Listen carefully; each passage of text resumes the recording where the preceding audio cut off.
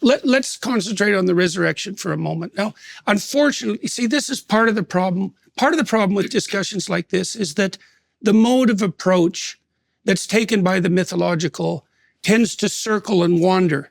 Like it doesn't, because you have to shine light on the problem from multiple perspectives. That's why it's often encoded in image, for example, or in drama. It's not the same tack as a purely propositional and logical argument, so it's more difficult to make. But let me tell you a story that I believe bears on the resurrection. You tell me what you think about it, because this is a very difficult story to account for. It's going to take me about 5 minutes because it's complicated, but there's no way around it, I don't think. So there's a strange scene in the Gospels where Christ tells his followers that unless he's lifted up like the bronze serpent, there can be no hope for the redemption of mankind unless he's lifted up like the bronze serpent in the desert. Okay, this is a very strange thing for someone to say. So you need to know what the story of the bronze serpent in the desert was and what it signifies. And I think we can understand it psychologically. I really do believe this. And the concordance of that story, which was generated millennia before with Christ's utterance, is something I just cannot imagine how anyone put those two things together, especially given the lack of explicit understanding about the relationship. So let me detail it. So there's a scene in the Exodus story, where the Israelites are doing their usual fractious foolishness and whining about the fact that they're lost and bemoaning the loss of their privileges under the Pharaoh and complaining about the power dynamics of their leadership and just generally being followers of Cain, let's say. And God, the cruel God that you refer to, decides to send among his suffering subjects poisonous snakes to bite them, which seems a little over the top, you might say. But in response to that, I would say there's no situation so terrible that some damn fool can't make it infinitely worse. And so that's what happens to the Israelites.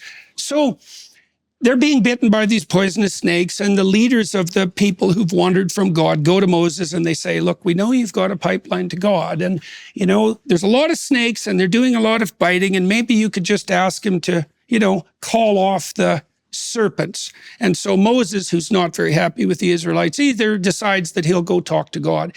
And God says something very strange. He doesn't say, to hell with the Israelites, more snakes is what they need. And he doesn't say, well, I produced the snakes, so I'll get rid of them. He says something very, very peculiar. He says, have the Israelites gather together all their bronze and make a giant stake and put a serpent on it, a bronze serpent, which is the symbol of healing, by the way, that even the Greeks use, that symbol of Asclepius. It's a very old symbol, very widespread. It's still used by physicians today.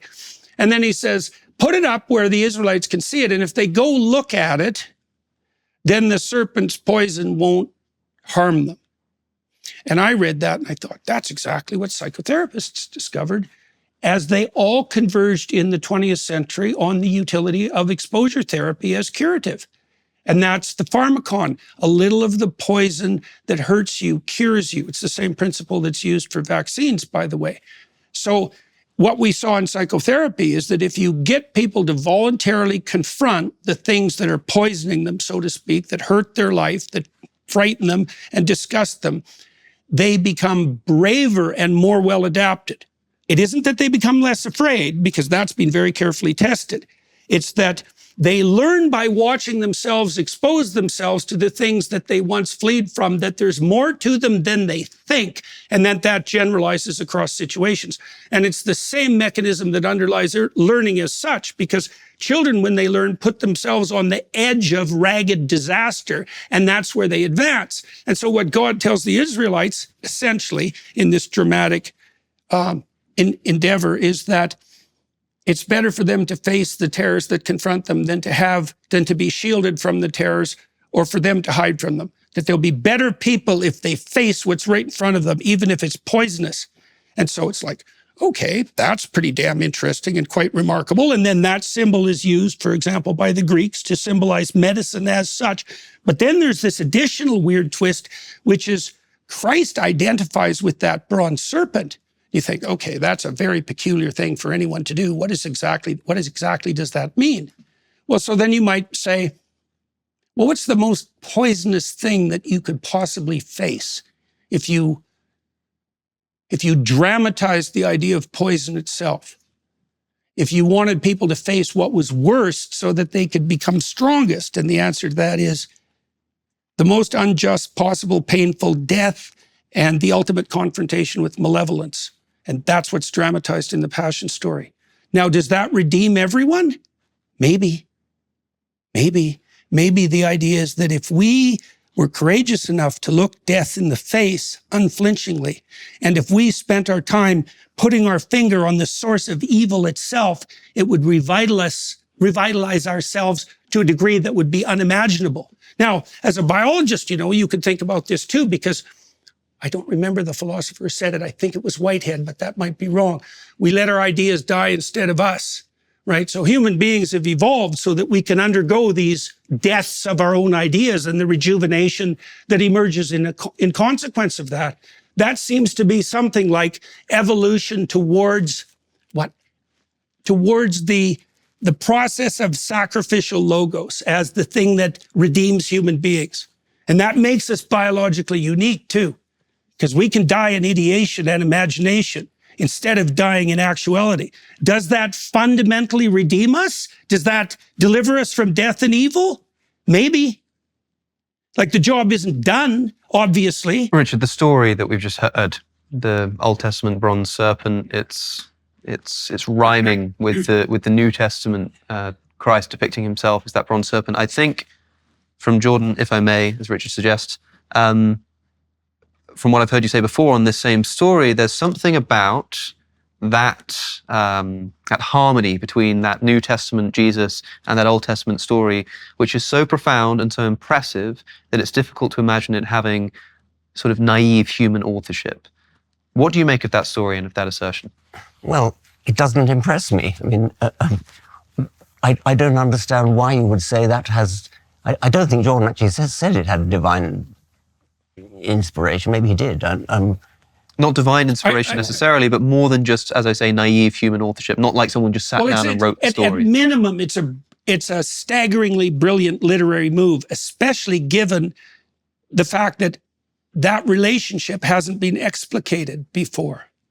Do you think, for example, if you were looking in Scripture for something which would identify this as a God-given text, maybe you as a scientist would look for some scientific information. It might have told you the shape of DNA or something like that. But do you think which Jordan actually thinks, yeah. Yeah, we can perhaps get onto that. But do you think that a literary brilliance of a similar kind or a similar intensity, that if the Bible is not a scientific text, you might be looking for some scientific fact which you couldn't have otherwise known? Is it possible that some kind of genius moral move or literary move could also indicate that this is something more impressive? You more or less asked me what would impress me, and I'm a naive literalist, and so I would say, if any prophet had said something like, the world is just one object in rotating around the sun, something like that. They never do. I mean, it's always some kind of moral lesson which leaves me cold. Well, why is it that there is no... I mean, they say that God meets you where you're at, right?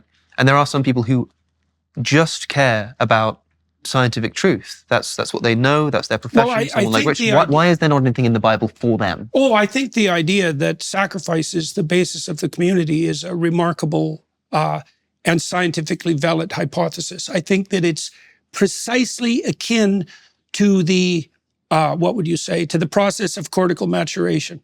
I think they're the same thing.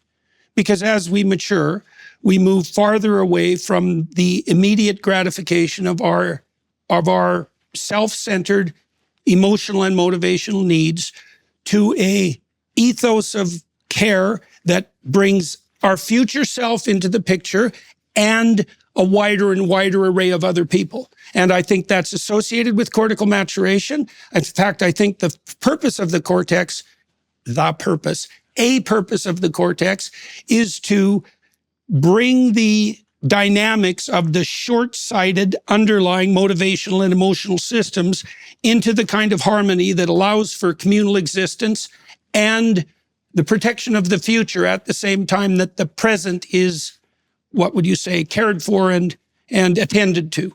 That there's a kind of harmony there. There's also a pattern there. It's not arbitrary at all. And I think we know this biologically, is that the number of ways and I think we already alluded to this, the number of ways that a society can organize itself so that each individual can harmonize their own future with the present and do that simultaneously with many other people, there's a very limited universe of possibilities there.